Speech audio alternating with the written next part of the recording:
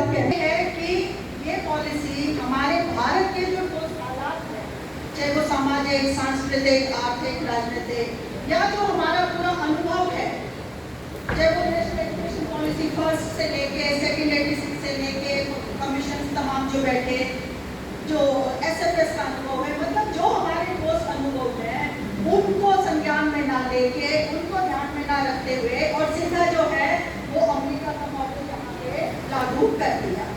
से सही है, हमारे साथ उन्होंने कहा अमेरिका में, यूरोप में, इंग्लैंड में वो जो मल्टीपल एंट्री है या जो 4 ईयर की डिग्री, उनके अपने अलग हालात है, हो सकता है उसमें उन्हें वहाँ पे कुछ कामयाबियाँ मिली हो, लेकिन मैं ये मानती हूँ कि केवल वहाँ की नकल करके केवल उन बच्चों के लिए जिन्होंने विदेशी यूनिवर्सिटीज में एडमिशन लेना है और तथाकथित इस उद्देश्य से कि भारत को हम विश्व गुरु बना देंगे एजुकेशन में, इंटरनेशनलाइजेशन का पूरा, केवल इन 2 उद्देश्यों को लेके, और ये भी कितने पूरे होंगे वो हम देखेंगे, लेकिन हमारे यहाँ के ठोस हालात, हमारे जो ज़्यादातर बच्चे जो सोशली और कल्चरली और एजुकेशनली या आर्थिक रूप से बैकवर्ड जगहों से आके बैकग्राउंड से, उनको पूरी तरह से दरकिनार करके ये जो पॉलिसी बनाई है, इसमें ही अपने आप में बहुत बड़ा एक्सक्लूजन है। दूसरी बात मैं ये कहना चाहती हूँ कि इस पॉलिसी में इतने कॉन्ट्रडिक्ट, इतने विरोधाभास है, इसमें इतने गैप्स हैं, कहाँ कुछ और गया है और उसका असली मकसद कुछ और है। आप कह रहे थे नरेंद्र जी, हमने तुम्हें 20 में पढ़ लिया, हमने इतनी जगह वर्कशॉप क्यों ले ली, हमने सिलेबस पे करा लिया, और फिर भी बहुत सारी चीजें जो है वो हमें समझ में नहीं आ रही है। मतलब कितने विरोधाभास है इस पॉलिसी के। अब मैं अपने विषय पे आती हूँ। मेरा विषय है कि 4 साल की डिग्री क्यों, इसके फायदे नुकसान, और दूसरा जो है हम जब भी चाहें छोड़ते, फर्स्ट ईयर में छोड़ते, सेकंड में छोड़ते, थर्ड में। मैं माफी चाहूंगी अगर ये काम मुझसे इंग्लिश में दिक्कत रहेगी, आप प्लीज माफ कीजिएगा, मैं कोशिश करूंगी उसका मतलब समझाने की। देखिए, ये जो दोनों चीजें जो मेरा विषय है, इसमें सबसे पहली बात ये है कि ये जुड़े हुए हैं इस पॉलिसी का मकसद क्या है, और इस पॉलिसी के तहत जो ढांचागत बदलाव जो हायर एजुकेशन, उच्च शिक्षण संस्थान है, उसके ढांचे में ही इस तरह से बदलाव करना कि वो ढांचा जो है वो मल्टीडिसिप्लिनरी, मतलब बहुविषयक हो जाए, वो ढांचा जो है वो फ्लेक्सिबल, लचीला हो जाए, उसमें 1000, 2000, 3000 में हजारों बच्चे, कैंपस बेस्ड बच्चे, तो इस तरह से ये ढांचा,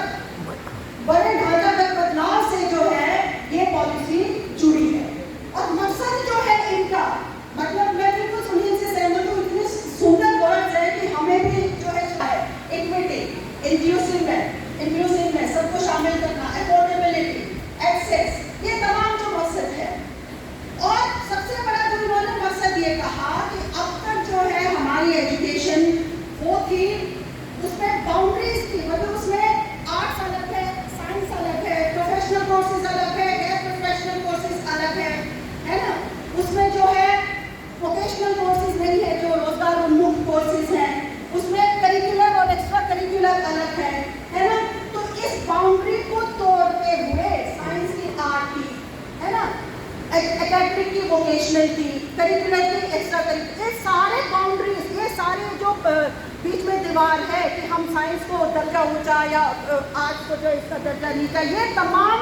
बाउंड्रीज को तोड़ते हुए उन्होंने कहा कि इस नेशनल एजुकेशन पॉलिसी का पर्पस ये है कि हमारी सारी शिक्षा, उच्च शिक्षा जो है वो मल्टी डिसिप्लिनरी, मतलब बहुविषयक, मतलब अभी तक तो हम केवल या आर्ट्स में क्या सब्जेक्ट्स होते थे, इंग्लिश, हिंदी कंपल्सरी, बाकी 2 सब्जेक्ट, या हम साइंस लेते थे या हम कॉमर्स लेते थे, तो इस तरह से वो स्ट्रीम्स जो है वो एकांगी स्ट्रीम्स थी। इन्होंने कहा वो फ्रेगमेंटेड एजुकेशन, वो टुकड़ों में शिक्षा थी, और वो आपका बच्चों का सर्वांगीण विकास वो ऐसी एजुकेशन नहीं कर सकती। तो हमने इस फ्रेगमेंटेशन को और इस सिंगल स्ट्रीम को और ये पूरा जो एकांगी विकास है, केवल एक चीज पढ़ने, बाकी सब स्ट्रीम से जो अनभिज्ञ रहे, वोकेशनल से अनभिज्ञ रहे, पुनर्विकास से अनभिज्ञ रहे, लैंग्वेज डेवलपमेंट से अनभिज्ञ रहे, ये तमाम जो है इस एकांगी तरह की शिक्षा को हम सर्वांगीण विकास जो है चाहते हैं कि सब तरह की शिक्षा एक साथ ले, हायर एजुकेशन पीरियड। इसी मकसद से जो है इन्होंने 4 साल की ग्रेजुएशन शुरू की है। 4 साल की सबके लिए कंपल्सरी नहीं है,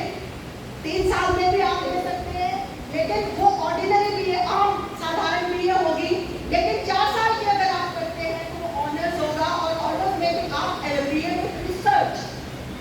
शोध के साथ बीए। तो इसमें ये कैसे हायरार्की अलग तरह की बनाएगी,